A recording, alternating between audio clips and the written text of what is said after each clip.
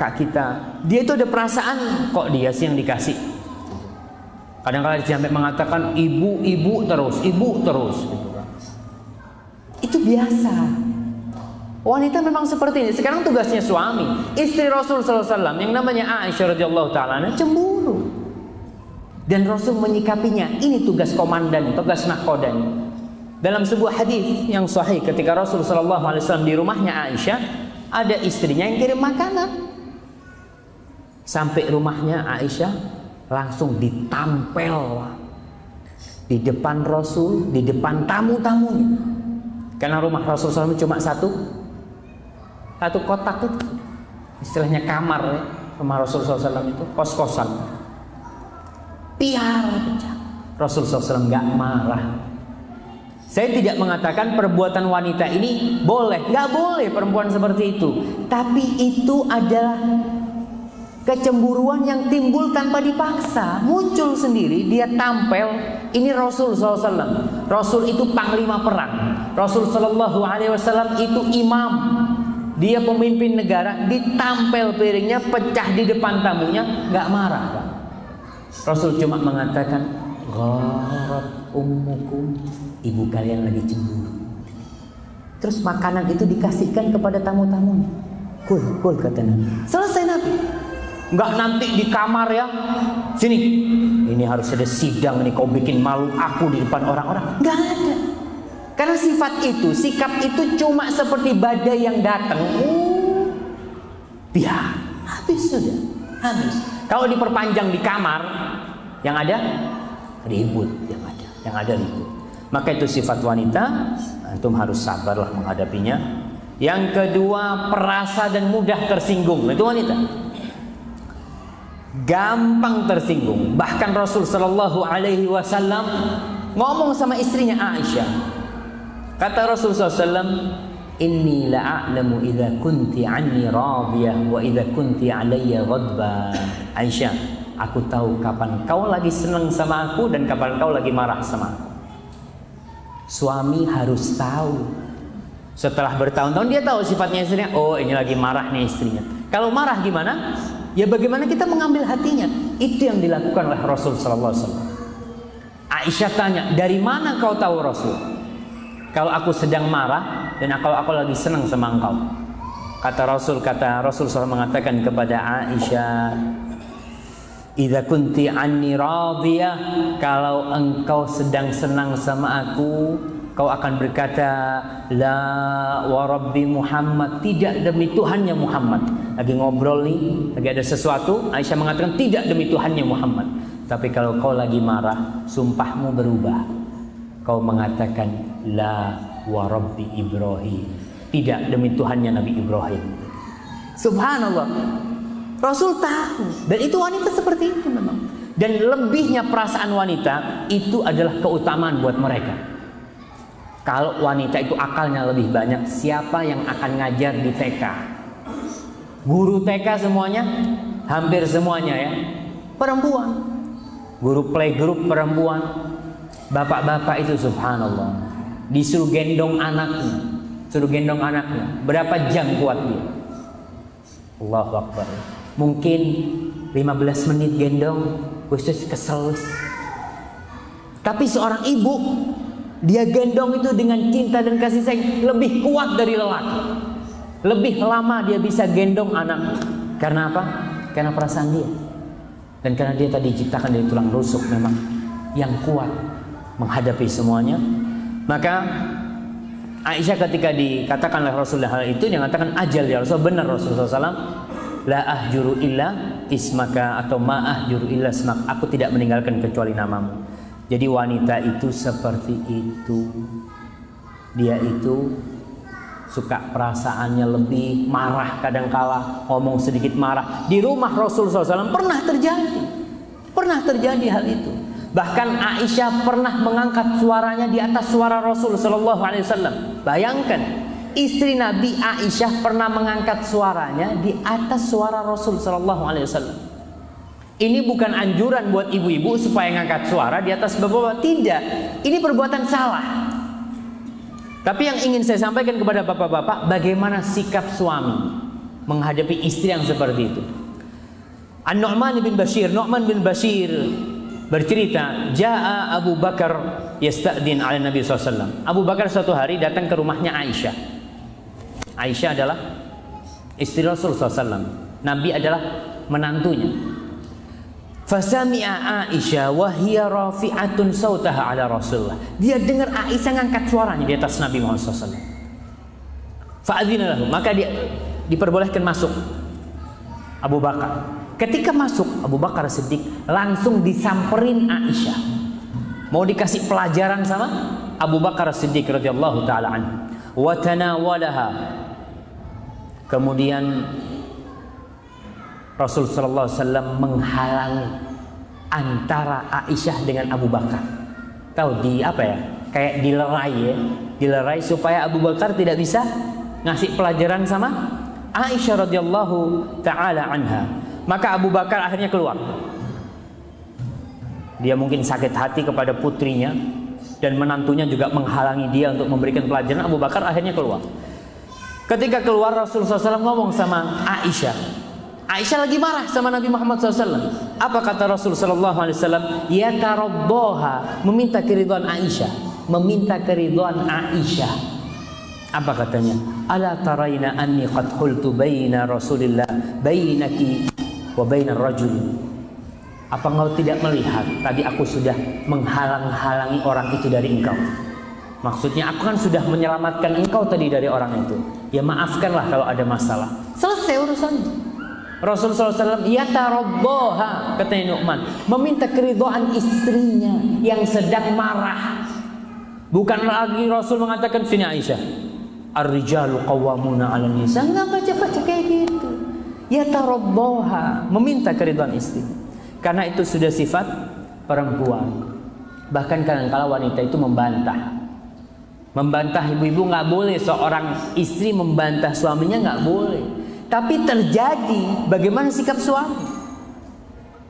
Umar bin Khattab radhiyallahu taala, Umar bin Khattab, antum lihat, yang setan itu kalau berpapasan sama Umar nyari jalan lain, Pak. Umar nggak kelihatan sama setan, tapi setan kelihatan sama Umar. Setan takut. Suatu hari Umar nyuruh istrinya ngomong sama istrinya bantah. Bantahnya nanti yang jawab ya. Loh, kalau kau melakukan ini kayaknya lebih baik gitu ya. Umar marah. Aturaji'ina nih, berani-beraninya kau bantah aku, kata dia. Apa kata dia? Itu istri-istri Nabi pada bantah Nabi. Bener, coba kau tanya sama anakmu, sama putrimu. Berangkat Abu Bakar ke rumahnya, Umar bin Khattab ke rumahnya siapa? Hafsah.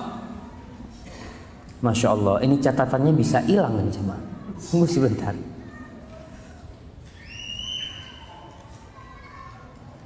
Nah, datang ke rumahnya Hafsah, langsung tanya sama putrinya nih.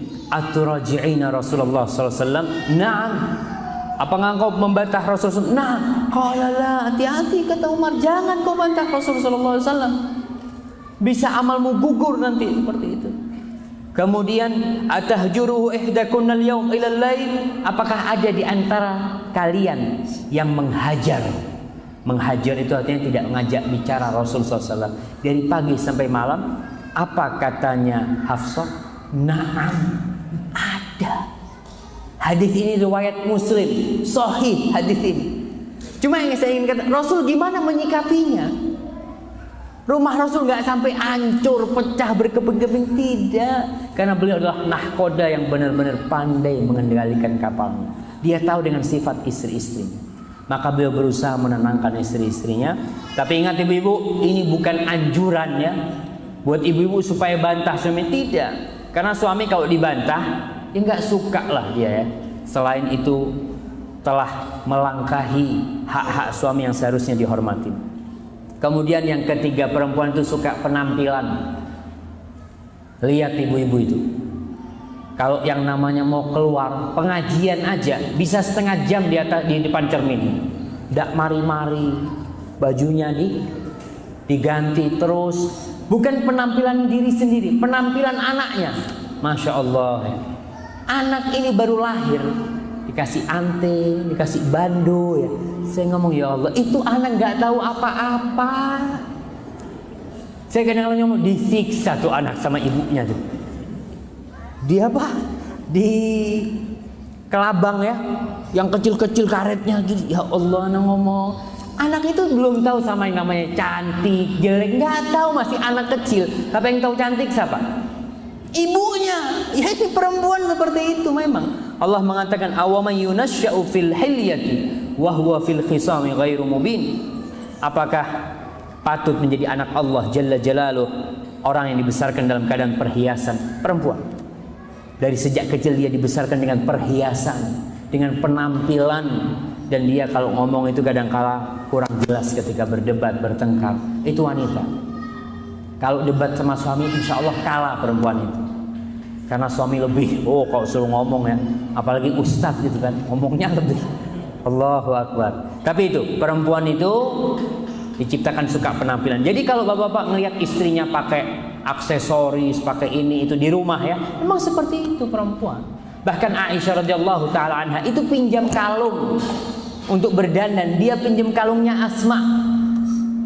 Jadi kalau ada suami istri-istri yang pinjam kalungnya saudaranya, kadang-kadang mau pengantenan, iya, pinjam gelang. Dia kan nggak punya gelang gitu kan, pinjam sama saudaranya. Suaminya ngomong, ngisin-ngisin, nyelang. Memang perempuan suka, dia suka penampilan. Dan itu wajar. Saya katakan istri Nabi pinjam kalung. Aisyah radhiyallahu taala anha.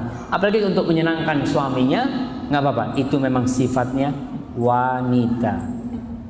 Sekarang bagaimana nih Ustaz? Supaya kita bisa lebih baik kepada istri kita. Yang pertama nih, ingat kepada hadis Rasul tadi, perempuan itu bengkok. Ya jadi tulang rusuk yang bengkok itu. Dan Rasul sudah memberikan wasiat kepada kita, la yafraq mu'minun mu'minah in kariha minha khuluqan radiya minha akhar. Kata Rasul SAW, seorang yang beriman tidak boleh membenci istrinya yang beriman. Jangan dibenci itu istri.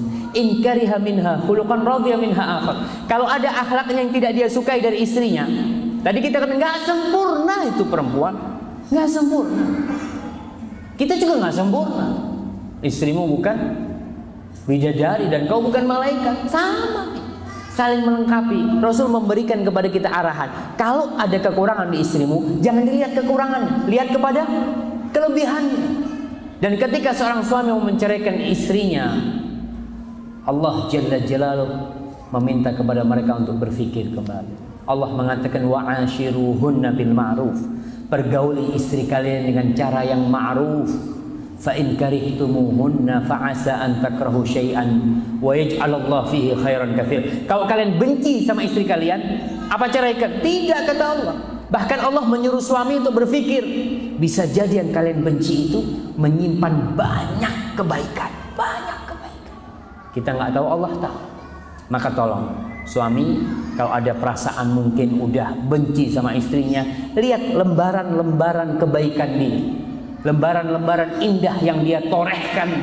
Bismillah, maka insya Allah hidup itu akan lebih indah. Yang kedua,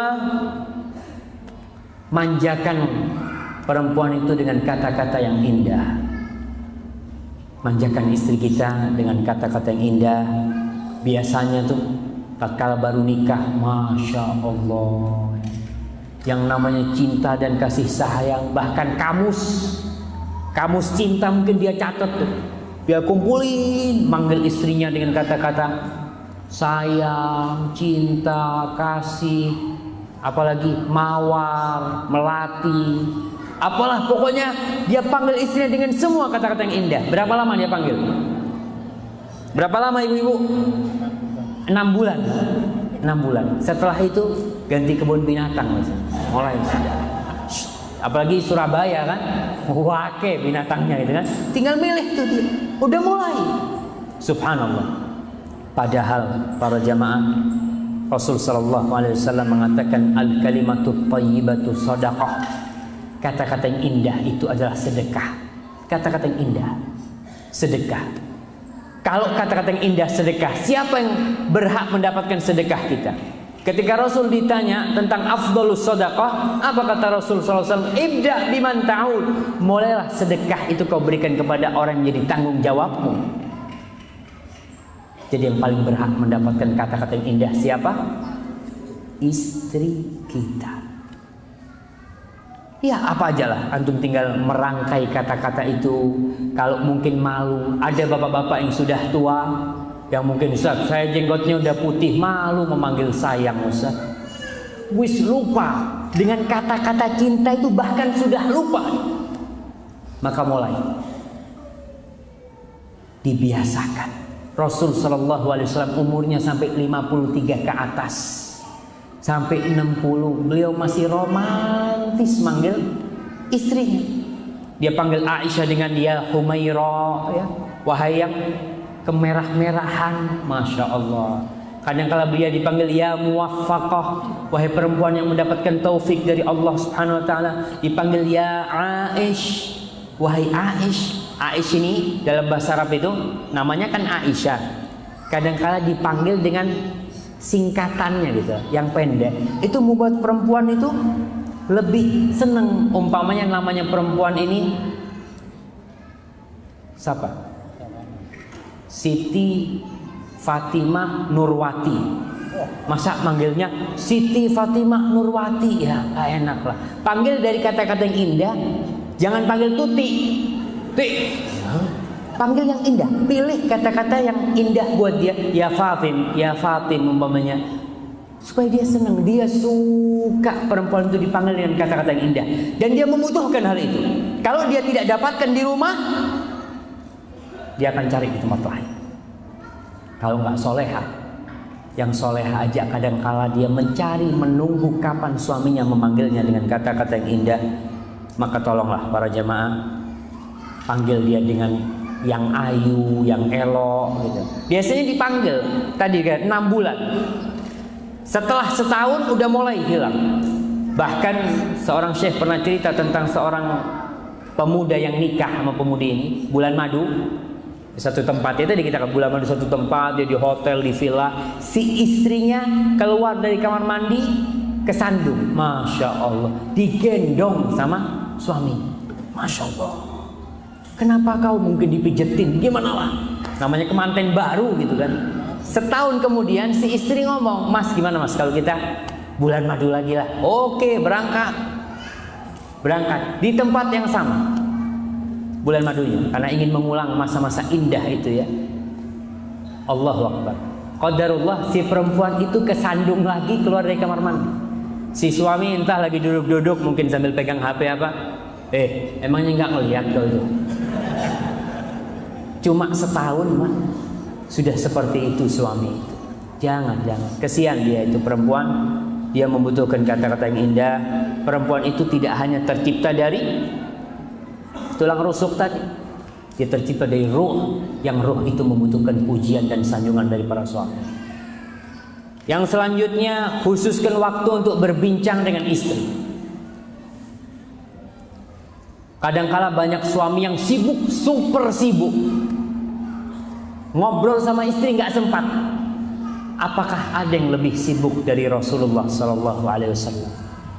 Beliau imam di masjid. Beliau presiden, ngurusin rakyatnya. Beliau panglima perang kalau lagi perang. Tapi beliau masih sempat berbincang dengan istri-istrinya. Hadirin rahimakumullah, kalau bapak-bapak mungkin tidak butuh ngomong sama istrinya. Nggak butuh. Karena apa? Seharian sudah ketemu sohib-sohibnya. Wis ngobrol, makan, ngobrol, minum, ngobrol. Sudah selesai, udah capek dia ngobrol. Sampai rumah, istrinya mau ngobrol. Aku kesel. Subhanallah, ingat istri kita 24 jam di rumah, nggak ngobrol sama siapa-siapa dia. Nggak sama-sama siapa, dia udah di rumah ngurusin anaknya ini itu. Dia ingin gitu loh, datang suaminya ngobrol. Ya juga ibu-ibu harus tahu yang diobrolin yang bermanfaat lah. Jangan ngobrolin tetangga, ngobrolin ini, ngobrolin macam-macam.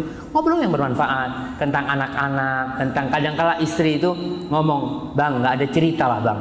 Mungkin punya cerita karena dia capek di rumah. Rasul Shallallahu Alaihi Wasallam Kata Ibnu Abbas radhiyallahu taala anhu, "Bittu 'inda khalati Maimunah." Aku bermalam di rumah bibiku Maimunah. Maimunah ini istri Nabi dan dia adalah bibinya Ibnu Abbas. Fatahaddatha Rasulullah sallallahu alaihi wasallam ma'ahli sa'atan thumma raqad. Rasul sallallahu alaihi wasallam ngobrol sama istrinya sebelum tidur, ngobrol kemudian tidur. Maka tolong khususkan waktu untuk ngobrol sama istri. Bagaimanapun kesibukan kita, karena istrimu juga punya hak yang harus kau penuhi. Salah satu haknya itulah kita ajak dia ngobrol. Dia mungkin punya masalah yang ingin dia sampaikan, masalah anak-anak atau apa. Dan kita lihat Rasul sallallahu alaihi wasallam itu pernah mendengarkan cerita Aisyah yang panjang sekali. Dengerin Rasul. Hadis Ummu Zara. Cerita tentang Ummu Zara. Aisyah cerita tentang Ummu Zara, tentang berapa wanita? Tentang 11 wanita. Cerita orang-orang Arab terdahulu, ada 11 wanita yang kumpul, kemudian semuanya itu menceritakan suaminya masing-masing tentang suaminya. Hadis ini panjang. Kalau saya mau bacakan mungkin sampai maghrib nanti. Rasul SAW itu dengerin Aisyah cerita. Dengerin, ikut Rasul dengan ceritanya Aisyah. Cerita dari awal sampai akhir. Kemudian beliau baru mengomentari ceritanya. Sebagai pertanda beliau itu hadir dalam kisahnya istri. Dan hadis ini panjang. Silahkan nanti dibaca hadis tentang Ummu Zara ini. Sebagai bukti bahwasanya Rasul SAW itu berbincang dengan istrinya. Dia ngobrol sama istrinya. Tidak dalam waktu yang pendek ya, panjang sekali Rasul SAW berbincang dengan istrinya. Kemudian hargai pendapatnya. Hargai pendapatnya. Istri itu mungkin dia punya pendapat ya. Dia biasanya bapak-bapak ini selalu merasa lebih benar, lebih pinter. Bahkan ada sebuah hadis yang mengatakan syawiruhunna wa khalifuhunna, bermusyawarah dengan wanita dan selisihi pendapatnya. Hadis ini palsu. Bermusyawarah dengan wanita kemudian selisihi pendapatnya, hadis ini palsu. Sebenarnya dikatakan oleh Hafidz As-Sakhawi. Pada waktu perjanjian Hudaybiyah, Rasul sallallahu alaihi wasallam mau masuk kota Mekah nggak bisa. Maka Rasul mengatakan kepada sahabatnya, sudah kita balik ke Madinah. Potong tuh hewan kurban kalian, cukur rambut kalian sebagai tahallul, sudah pulang. Sahabatnya nggak ada yang nurut, karena sahabatnya udah kangen sama kota Mekah. Kok ternyata dia nggak bisa masuk Mekah. Padahal janji mengatakan kita bakal masuk kota Mekah. Nabi mengatakan, aku kan janji nggak tahun ini, kita bakal masuk kota Mekah, tapi bukan tahun ini janjiku. Akhirnya apa yang terjadi? Para sahabat ngambul ya. Apa bahasa Indonesia ngambul itu? Ngambek. Rasul nyuruh mereka nggak ada yang mengamal. Maka akhirnya Rasulullah SAW marah ya. Dia masuk dengan wajah yang cemberut ke tendanya Ummu Salamah. Kebetulan yang ikut pada waktu itu adalah Ummu Salamah bersama Rasul sallallahu alaihi wasallam, dan itu takdir Allah Subhanahu wa taala. Akhirnya Ummu Salamah tanya, "Ya Nabi Allah, atuhibbu dzalik? Apa kau kepingin mereka itu mengamalkan perintahmu?" "Iya tentu," kata Rasulullah SAW. Maka lihat pendapatnya Ummu Salamah. "Ukhruj tsumma la tukallim ahadan min." Kau keluar Rasul. Pergilah kau sekarang dari tenda ini, jangan ngomong sama satu pun dari sahabat. Hatta ta'tiya badanak hatta tanhara badanak. Sampai kau sembelih korbanmu. Ontamu kau potong. Wa tad'u haliqaka fayahliqaka. Kau panggil tukang cukurmu. Kau panggil tukang cukurmu supaya mencukur, menggondolmu. Rasul mengamalkan nasihatnya Ummu Salamah. Keluar, potong rambutnya, disembelih korbannya. Para sahabat langsung berebut mengamalkan perintah Rasul sallallahu alaihi wasallam. Tapi perlu diingat, bermusyawarah itu bagus di rumah, hargai pendapatnya. Jangan berdebat sama istri, karena istri itu bukan tempat berdebat.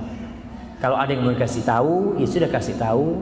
Yang perlu disampaikan sama istri kita. Kadang kalau dia macem-macem seperti ini, ya sudah, sing waras ngalah. Sing waras ngalah, sudahlah, iyalah, apa katanya ente, bismillah, gitu kan. Insya Allah istri senang seperti itu. Sebagaimana yang namanya perdebatan itu, semalam kita sudah bahas ya, debat itu faedahnya sedikit, manfaatnya sedikit, yang ada malah menimbulkan kebencian di antara keluarga. Maka hargai pendapatnya. Kemudian berikan kewenangan ngatur rumah itu kepada istri.